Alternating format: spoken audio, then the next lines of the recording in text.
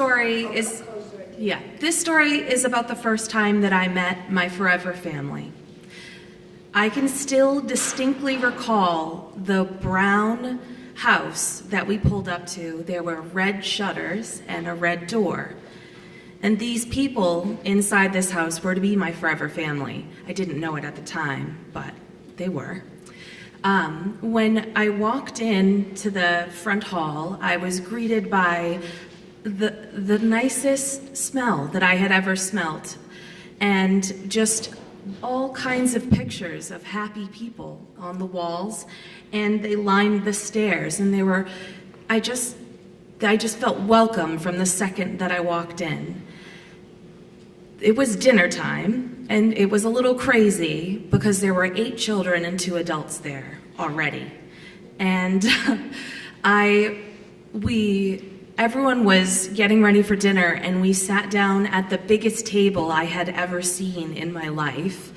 And everyone sat, and there were benches, and in the center of the table was a Lazy Susan, and on it was every condiment that you could imagine. And as we were eating dinner, people would say, "Could you please pass the ketchup?" And then it would be like a condiment train. Like everyone would just pass the ketchup, and then they would say, "Oh, thank you." And then someone else would say, "Oh, could you please pass the mustard?" And so then the person would pass the mustard. It was just amazing, and it's still very vivid in my mind. What I didn't know at that time was this was my first visit, but this was my mother's plan. She had met me a year ago and saw me at a foster group meeting, because foster parents, I don't know if you knew this, but they all get together and they kind of commiserate. It's like a support group for people who help children, because sometimes children who are in foster care ask for love in very unloving ways. And so it's just good to have a group, right? And so she met me at a foster meeting, and she said that when she saw me, I stuck with her because I was full of piss and vinegar, and I'm quoting. And I refused to, she just said that I had like a sad look on my face, but like a ramrod straight spine that she just couldn't stop thinking about for weeks after she saw me.